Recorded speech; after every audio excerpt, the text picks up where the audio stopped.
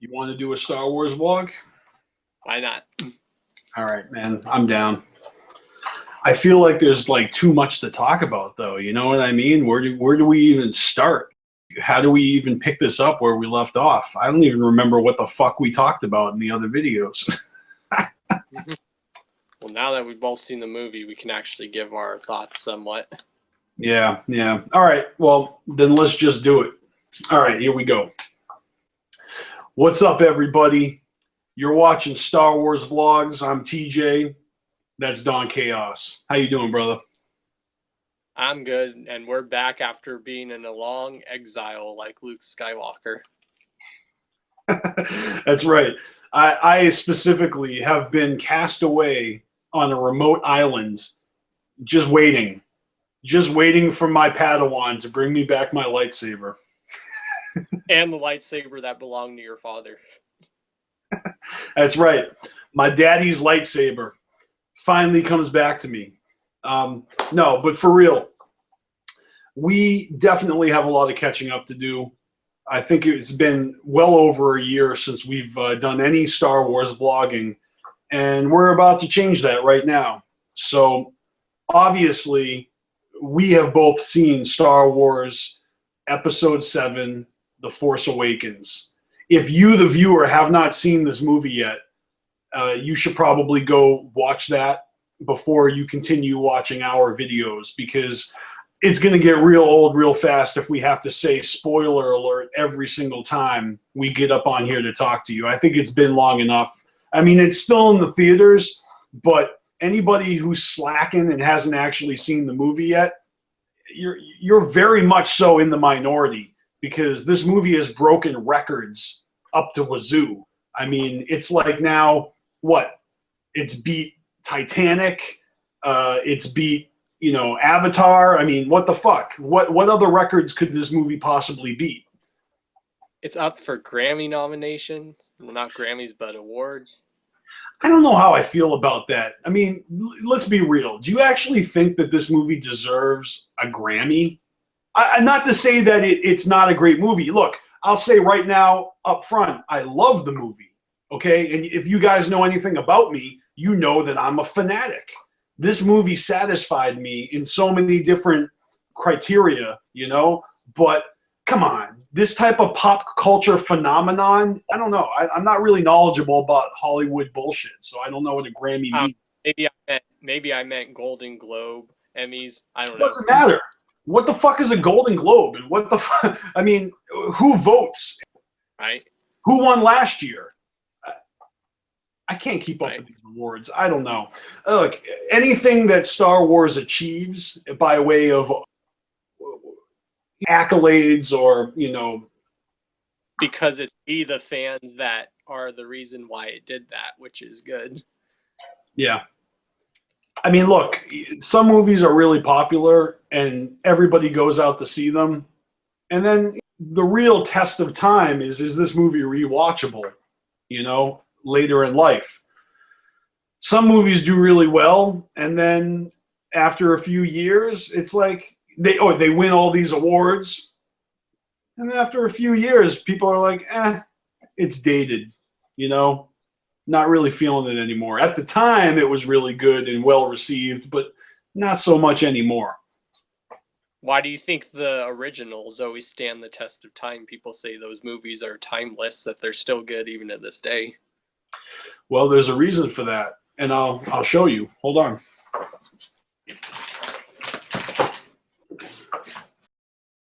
I actually happen to have the book that all this shit was based off of.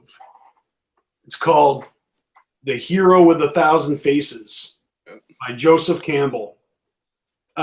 This book breaks it down about the hero journey and all the elements of this mythological adventure. It's all right there in Star Wars, and especially in The Force Awakens. Literally, the entire formula for this type of mythology. It's all right there in that movie. We'll probably do more episodes in the future where we talk about and break that down. With this new trilogy, of course, we're going to be doing more. Yeah, we really have dropped the ball. We should have been talking about this before the movie came out, and we could have given you guys, first reactions. But you know what? Whatever. We're here now. It happens. It's right. Life happens. Let's talk about this movie some more, okay? First of all, new characters, old characters. Who's your favorites? Who'd you like the most in the new movie? I always thought Kylo Ren was cool, but then when I learned more about his history, I'm like, holy shit, that's what made you like him even more, and it made you feel bad for him. Yeah, Kylo Ren is definitely getting a lot of attention. The internet is doing their thing. They're putting him through the ringer. A lot of people are making fun of him. A lot of people, I feel, are kind of poking fun at him in a friendly fan fiction type of way. I don't really think that this movie has anything that, is getting people fucking furious and mad like Jar Jar Binks did. People aren't really pissed at Kylo Ren, but some people are like, oh, he's whiny, he's a bitch, he's emo. But I think if that is the biggest backlash you have against this character in this movie, that ain't so bad. In fact, I think that it's justified. His actions, his emotions, the way that he lashes out, his temper tantrums, it's very Fallen Jedi-ish. He's got that torment inside of him. Yeah, and he's like basically unstable. And I had this conversation with my dad. People forget that's what the dark side does. You draw on your emotions, your anger and all your emotions. Duh. It's something about the fact that they're going to give us this information about these characters, when the time is right. At first, we don't know who Kylo Ren is, but very slowly we learn that he is Han Solo's son. Now, that's a huge reveal. They just kind of throw at us real quickly, not even at the end of the movie, but somewhere in the beginning middle. Yeah, it's when he's talking to his supposed master, and he's like, your father, and we're like, what? I know. I remember sitting there in the theater being quiet as a mouse, just soaking it in.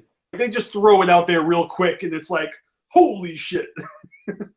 And then you're like, wait, if he's Han's son, then that means, and then when that other reveal comes out, and when he's like, I will finish what you started, grandfather, you're like, holy shit. I do kind of feel that they teased at things in the trailers and the commercials for this movie that they didn't really deliver on, like the whole scene with, which I believe is Luke Skywalker touching R2-D2. Yep. I just feel like, that was an image. That was one of the first images that they showed us when they started to reveal screenshots of the movie. And that image really piqued my curiosity. And in the movie, that scene, that image is barely a fucking scene. It's like you see it and then it's gone. And he just literally touches R2 and then it's over. I mean, the photograph of that scene is more revealing than that scene itself, because you can look at the photograph for 5 minutes if you want to. If you're watching the movie, you see it in 2 seconds, and then you're on to the next dream sequence. Like, what the fuck just happened? That I just wanted more, and I wanted more Luke. Obviously, we don't get much Luke in this movie. He doesn't speak one fucking word. But we know he's going to play a more important role in the next one, because we know what his role is going to be. Yeah, well, you know who else is going to be in the next one? Who? Han Solo. But probably in flashbacks, since Star Wars is going to be doing flashbacks now. Where did you hear that? Well, in that whole dream sequence that Rey's having, that's actually flashbacks that she's seeing and stuff. Some are flashbacks, but I think she also saw the future. She saw her fighting with Kylo Ren in the woods. Well, and that's why I always tell people, do lightsabers have a special ability now where someone who previously owned it, you can see their old memories and stuff? That could be the reason why she was able to see, which I believe was the image of Luke Skywalker giving the partial map to where he was hiding to R2. Because, at the end, when R2 reactivates, in almost a Das es Machina type way, at the very last minute, when they think all is lost, R2 is like, do, I've got the missing part of your map. Here you go. Let's go find Luke. And the way how I know this, because I've been watching Star Wars Rebels, and in one of the episodes, the character is like, he says the lightsabers like calling to him. It's like, so are lightsabers like able like to call to people like a mysterious Excalibur type thing? Right on. I'm a little behind on Rebels. I've only seen the first few episodes, but I will be catching up on that soon. It's pretty interesting. Yeah, and I've seen the commercials. I guess Princess Leia is going to come into the picture, and I'm looking forward to completing Rebels. It's just I don't have access to it at my apartment. I got to either go to my parents' or my girlfriend's house to see it. Well, and in this next few episodes in the season finale, they're going to start showing connections to the new Star Wars movie, even though it takes place years before it. Later this year, we're going to get the first anthology film, Rogue One. And I've heard that not only is that movie going to take place in between episodes 3 and 4, but it's also going to feature Darth Vader. Well, and it's going to be a movie based on how the struggle the rebels took to steal the plans from the Death Star. So it's going to be like a heist movie, but put in the form of Star Wars. Awesome. Right? It's going to be great. I have faith in that. They're talking about episode 8. They're talking about episode 9. They pushed back the date for Star Wars episode 8. It's not coming out in the spring anymore. Now it's coming out in December, just like this one did. But I always think it's good for a Star Wars movie now. When I think about more to come out around Christmas, it makes it nice. You want to know what's funny? The next Avatar movie was supposed to open up that time too, and they pushed their release date back because they didn't want to compete. Right, and it's funny because Avatar is a good movie too. Avatar is a fantastic movie, and I have faith in James Cameron that he's going to deliver some kick-ass sequels.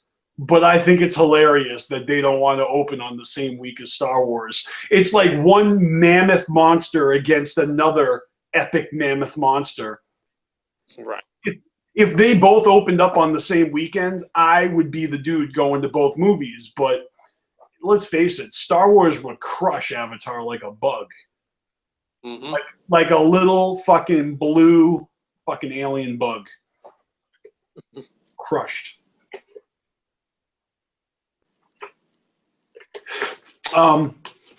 So let's not get off track here. You said flashbacks. Yeah. Yes. Maybe Han Solo will only appear in flashbacks. I'm not trying to say he's still alive. So that is the most likely scenario. Sorry, Yes. people. He's not going to come back like Gandalf. Sorry. Yeah, well, what if he does? That would be shocking. Han Solo used to not believe in the Force. But in the time between Return of the Jedi and The Force Awakens, what do we know? The new extended universe, right? Expanded universe, the new novels that have come out, the backstories for the new characters. I haven't read them, but I've read a lot of articles about them. All right, let's just cover some of these characters. We got Rey. All right, we don't know who Rey is. We know that Rey was left on Jakku as a child by her family, and she's waiting for them to return, but now she's being pushed onto this adventure, reluctantly at first, but then she embraces her destiny.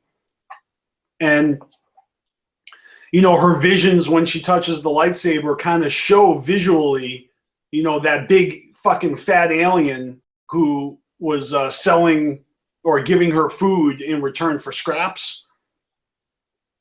That guy, by the way, was played by Simon Pegg, Shaun of the Dead, Paul. And so apparently it was his fat fingers holding her arm when she's being left on the planet. So she was almost like dropped off into his lap. And he's just very much like Watto and Anakin, Not that she's a slave. Yeah. Yeah, very much similar. All right. Now she's a pilot. She's got skills with her fucking metal bow, and those skills with the bow actually translate to other melee weapons, which is the reason why she picked up the lightsaber wielding so quickly.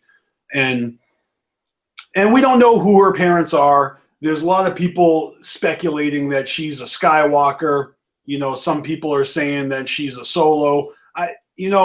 There are people that are saying that she's Anakin reincarnated. Don't even fucking, let's not go there. That is the dumbest fucking theory I've ever heard in my life. I would much rather like to see her be related to a friggin' bad guy. You know what I mean? Like, I'd like to see her be like the great grandchild of Emperor Palpatine than have her be Anakin reincarnated. That's just the dumbest thing ever. What I think is that she's a Kenobi. Okay, and the reason I think that is because her history and her family, it doesn't need to be important. Like, she doesn't need to be a princess or anything. But if you think about it, Obi-Wan Kenobi was on Tatooine watching over Luke for almost 20 years, right? In that time, he might have had a relationship and had a child who grew up to give birth to Rey. And it would make sense that Rey and Kylo Ren are fighting against each other in honor of their grandfathers, which would be Anakin and Obi-Wan. And that makes sense. And you know what the big kicker is? She's got a friggin' British accent. Just like Grandpappy Obi-Wan Kenobi. And it would kind of make a bit of a weird situation where, you know, the main villain that she's fighting against was named after him, right? Ben Solo? Yep. Yep. Yeah, I don't really understand why they would name their son after Ben Kenobi, because did Princess Leia and Han Solo really connect with Ben Kenobi that much? I mean, I thought Luke and him, you know, I'm not going to question it. Obviously, they chose a good name. You know, they named him after a good mentor, a good guy, you know, a guy that fought in the Clone Wars with Anakin, a guy that helped Luke find his destiny. But yeah, so in this time in between episode 7 and 6, apparently Han Solo or Princess Leia, you know, they had a family. And so they were happy at one point. And they were happy. But apparently, according to Leia, when she sent her son off to train with Luke, she was like, that's when I lost you both.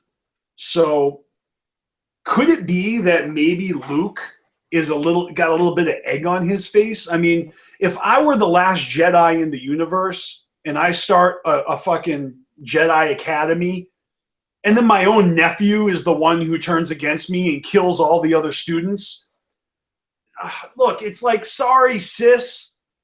My bad, bro, Han. You know, I gave him a lightsaber. I taught him how to use the Force.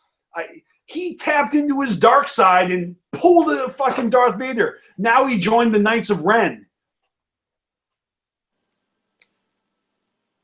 Well, and apparently, Kylo or Ben, he's like torn between two people. He has like both the balance of the light and the dark in him, and it's like making him crazy and stuff. Yeah, man. Wouldn't that make you crazy? I mean, it's not something to be taken lightly to just turn to the dark side unless you're like a fucking sociopath or something. Well, in his right mind, he believed that his grandfather was stronger when he turned evil and stuff, and that's why he wants to fulfill what his grandfather started, because his grandfather was trying to wipe out the Jedi, and he feels like he needs to do that. But I guess in the novel, like if you read it more, Leia explains to Han more that Snoke was watching our son for a long time. So it sounds like that this Snoke guy was even corrupting Ben even at a young age as a kid and stuff, but in the distance. Yeah, I heard reports that Snoke was around during, you know, the original trilogy. So it's Well, he was around the pre prequels too. He says he saw the rise and fall of the Empire. Right.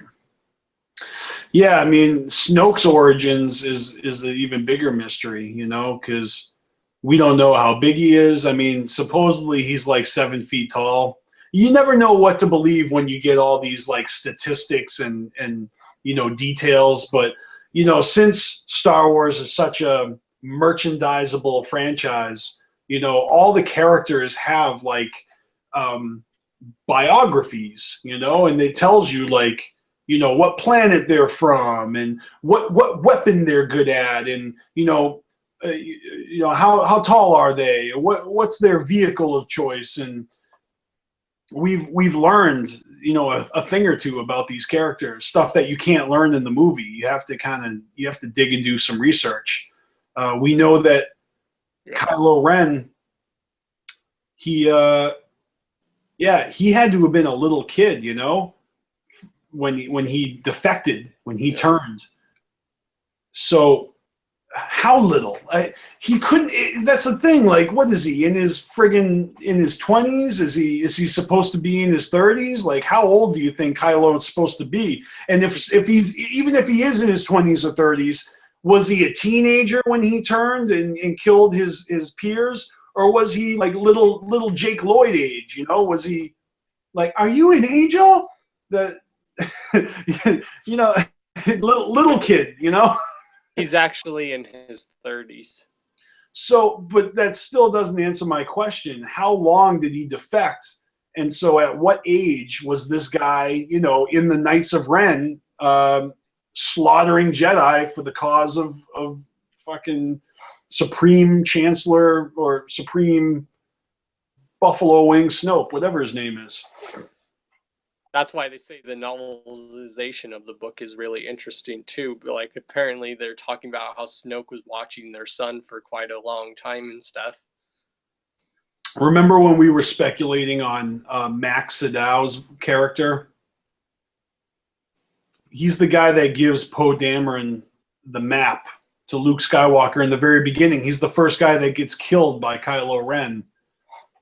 Well, apparently he was an old friend of the Jedi and stuff, and he knew who Kylo Ren was. That's why when he started giving hints, he's like, I know who you are. I know of your family and stuff. And you're like, what? What's he talking about?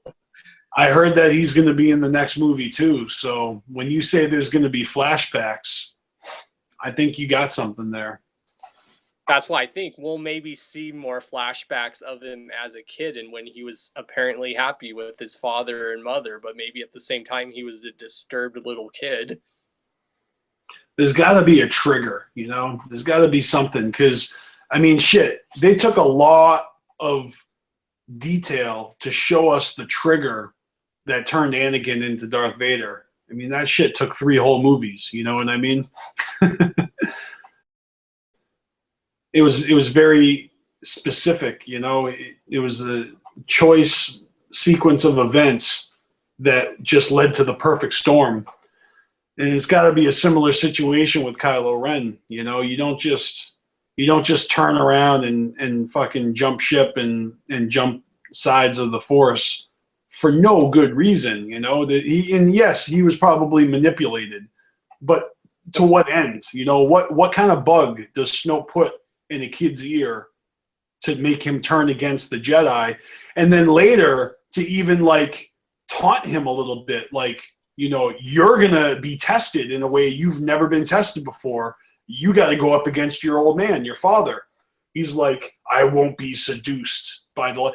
So since when does the light side of the Force seduce a Jedi? I thought it was the dark side that's, you know, and that's the thing. Leia says, oh, Snoke seduced him. And he's like, I'm not, it's like seduction is a part of the fucking game. Well, it's like my dad and me thought of, we're like, maybe it seems like the Force is neither, there is no light nor dark. It just depends on the individual that uses it. And that's what makes Star Wars a good story, is even the bad guys don't see themselves as doing bad, even though they are. They think they're doing good. That's right. I've watched a really cool YouTube video about that, where there is actually no mentioning of bad or good. It's more like yin and yang. It's more like the light and the dark. Yeah, it's very true. It's very true. Both sides consider themselves the righteous side. You know, And those that one character, she showed that you don't have to be a Jedi or Sith. You can just be Force sensitive. That's why she's like, I'm not a Jedi. If you think that, you can just be Force sensitive and not be on any side. All right, I want to talk about that since you brought it up because that was something that made me laugh the first two times I saw the movie. You're talking about Maz, right? Yeah.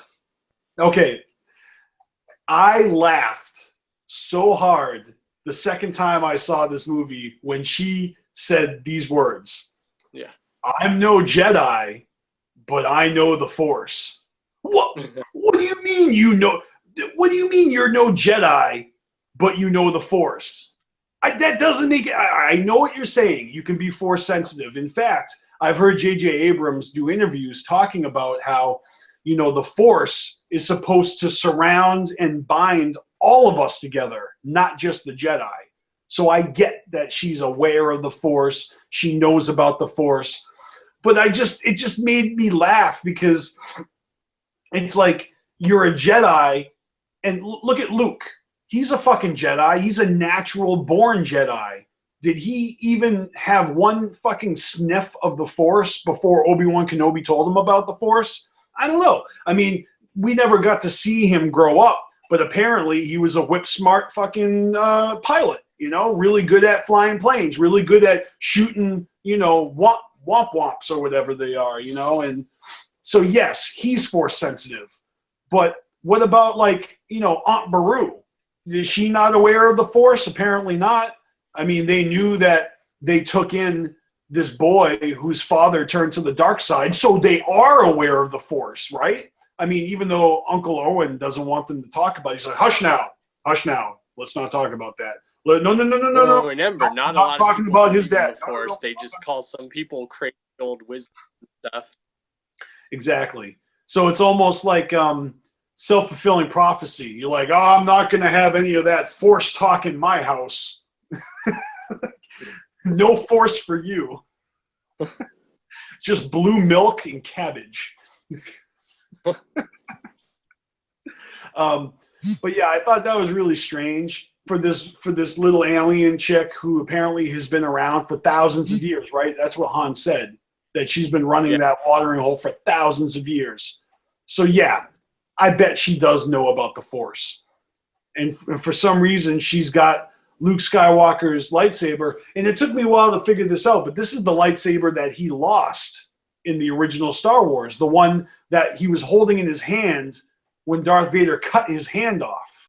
It's the blue blade because it used to be Anakin's lightsaber. Right.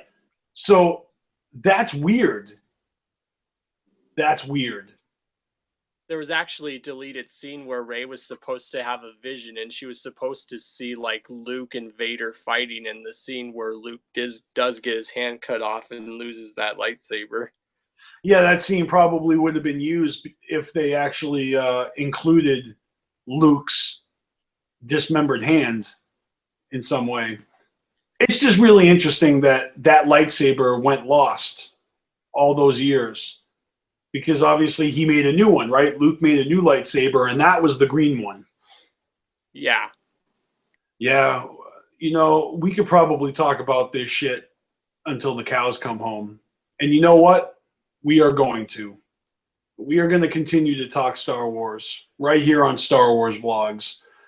Do us a favor, like, comment, share the video. Be an active subscriber. If you're not a subscriber, please hit that subscribe button and join us again. And leave us some topic suggestions or questions below. If you want us to answer them, we will do so. You know what I'm saying? Because we like to be a part, because we know that there is a YouTube community out here and for the Star Wars community, which is awesome. That's right. We want to be a part of your Star Wars community. So if you hear us knocking, let us in. Let's chop it up. Let's talk about this stuff. Because the Force penetrates us and it binds us together.